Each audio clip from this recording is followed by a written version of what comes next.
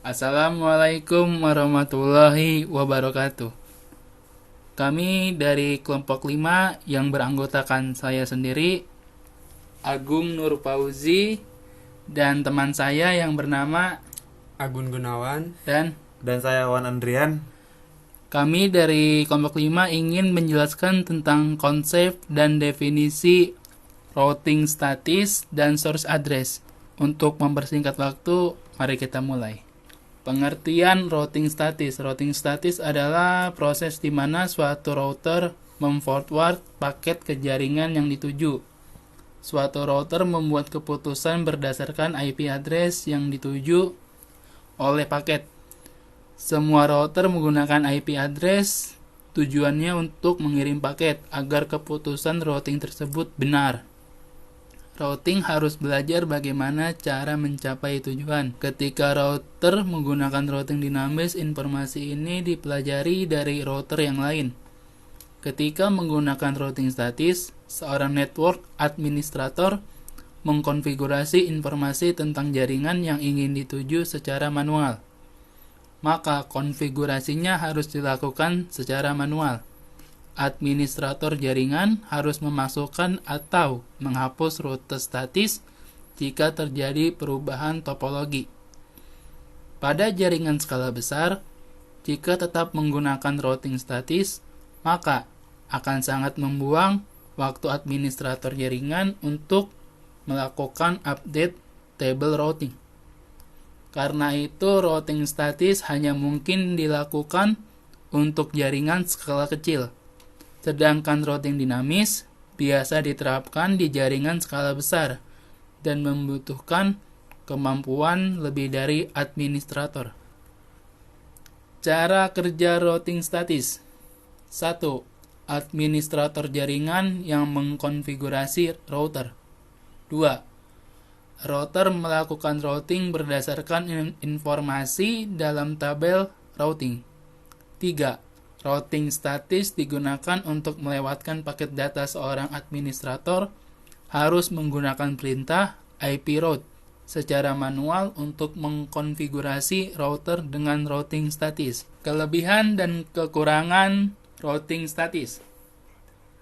Meringankan kinerja dari prosesor router karena pemrosesan sudah tersebar pada setiap router.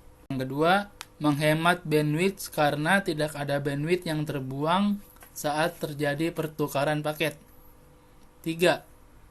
Memperoleh informasi dari tabel routing pada saat proses tukar-menukar paket. Yang keempat, routing statis lebih aman digunakan. Yang kelima, administrator bebas menentukan jalur jaringan. Berikutnya, kekurangan routing statis.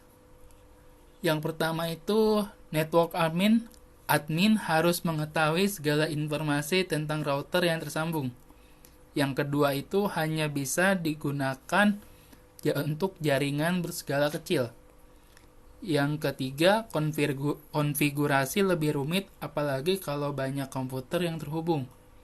Yang keempat, membutuhkan waktu konfigurasi yang lebih lama. Dan yang kelima, jika ada jalur yang rusak, jaringan akan terhenti.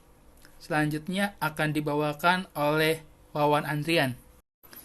Pengertian IP address. IP address adalah sebaris angka yang dimiliki setiap komputer, ponsel, atau gawai pintar lainnya yang terhubung melalui internet. Angka-angka ini berbeda di setiap perangkat dan digunakan untuk menghubungi satu sama lain. Selanjutnya, fungsi IP address. IP address ada agar setiap perangkat yang dapat menggunakan koneksi internet bisa menghubungi satu sama lain. IP address juga merupakan identitas sebuah komputer dalam jaringan internet. Dengan demikian, pemilik sebuah website dengan mengetahui semua IP address yang mengakses situs. Hal tersebut juga berlaku pada jaringan Wi-Fi publik. IP address berfungsi sebagai alamat pengiriman data ke perangkat. Ketika mengakses sebuah situs, sebenarnya ada proses pengunduhan data yang dikirim dari situs tersebut. Proses tersebut dimungkinkan berkat IP address. Selanjutnya, IP public dan IP privat. IP address dikategorikan dalam dua jenis berdasarkan cakupannya, yaitu public dan private.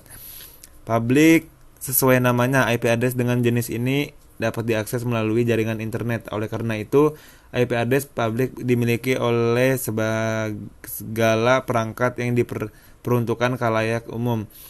Server website, server email, dan router Wi-Fi adalah beberapa contoh device yang menggunakan alamat IP publik. Baik IP address publik maupun privat memiliki rentang angka tersendiri dan dibagi menjadi beberapa kelas yang akan dijelaskan pada bagian selanjutnya. Alokasi untuk rentang angka IP address berjenis publik diatur oleh Internet Assigned Numbers Authority atau biasa disebut IANA. Apabila ada organisasi, contohnya penyedia layanan internet, yang ingin mendapatkan jatah IP publik, ia harus meminta izin ke badan otoritatif tersebut. Selanjutnya, private IP address berjenis private digunakan untuk komunikasi pada jaringan lokal. Contoh perangkat yang memiliki alamat IP privat adalah laptop, PC, dan ponsel. Masing-masing device tersebut dapat berkomunikasi dengan satu sama lain tidak melalui koneksi internet tetapi pada jaringan lokasi seperti local access network atau biasa disebut LAN. Nah, pada titik ini mungkin pertanyaan berikut muncul di benak Anda, bagaimana komputer saya bisa mengakses sebuah website jika alamat IP-nya berjenis private? Jawabannya adalah karena device tersebut melakukan melalui IP address publik milik router internet Anda sebagai perantara. IP dinamis dan IP statis. Penyedia layanan internet sebenarnya memberikan dua jenis IP address, yaitu dinamis dan statis. Berikut adalah penjelasan atas keduanya. IP dinamis. IP address dinamis adalah jenis yang bisa dimiliki oleh umum, termasuk Anda. Alamat IP ini diberikan oleh penyedia layanan internet secara cuma-cuma, tetapi tidak bersifat pribadi. Mengapa demikian? Sebelumnya telah dijelaskan bahwa saat ini jumlah IP address yang bisa digunakan semakin menipis. Karenanya, alamat IP digunakan secara bergiliran. Nah, penyedia layanan internet pula yang bertanggung jawab atas hal ini. IP address dinamis dapat berubah satu kali setiap minggu, bulan, atau tahun. Namun, restart perangkat atau router internet dapat menyebabkan pergantian ini. IP statis berkebalikan dengan jenis di atas. IP address statis diblocking oleh pihak yang menggunakannya.